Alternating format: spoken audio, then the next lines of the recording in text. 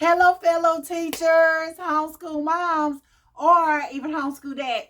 I'm the one that shares again with Two Cute Classrooms, and today we're going to talk about the things a student needs in order to show growth. The number one thing a student needs in order to show growth is to be comfortable enough to voice what he or she needs. Your students have to feel comfortable enough with you that they're willing or able to voice their needs. They have to be able to tell you exactly what it is that they need in order for them to do well in your class.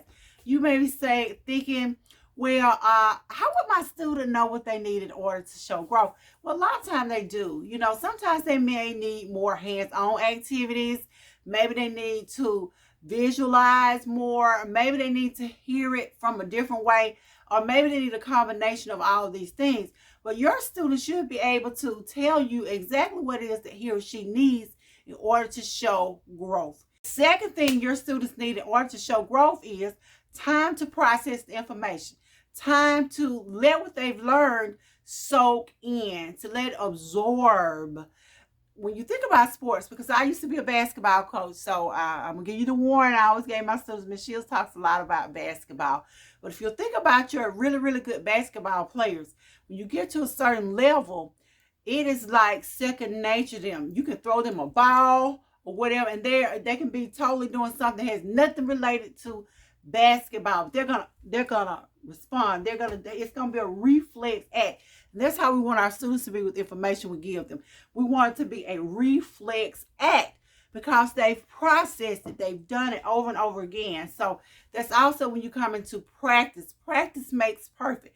Do it over and over and over again. So the second thing, as I said, for our students to be able to be successful, to show growth, is to allot the time they need in order for the information to be absorbed. The third thing that our students need in order to be successful is, and the third thing my students are going to need, and your students, if we want them to show growth, are clear, obtainable goals.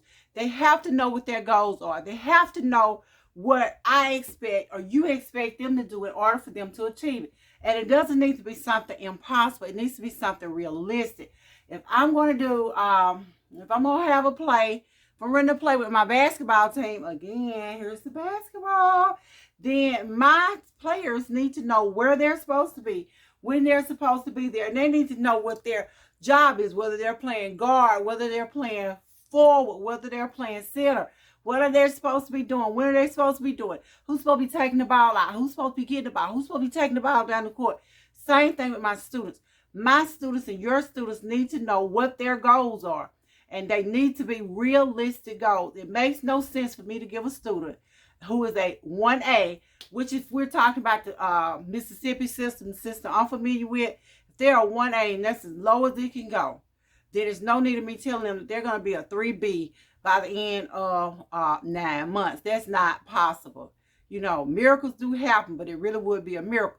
Something obtainable for him or her would be either moving from a 1A to a 1B or even to a 2A, depending on my student.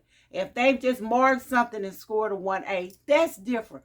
But if I'm looking at my student, I'm looking at their ability level, and I know the ability level is not there, there's no need of me giving them a goal that they cannot realistically obtain. Give them a goal that is obtainable. And last but not least, what my students need from me in order to show growth is a willingness for me to admit when I don't know something. For me to be willing to listen to them and know these are not things that they have to do. These are all contingent on things that I do. I do as a teacher. I control the thermostat or atmosphere within my classroom.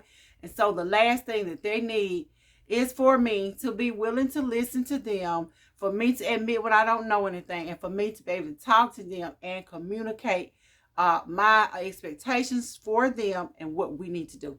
Again, this was Luana Shields at Two Cute Classrooms, and we were discussing the things our students need in order to show growth. I'll see you again in the next video.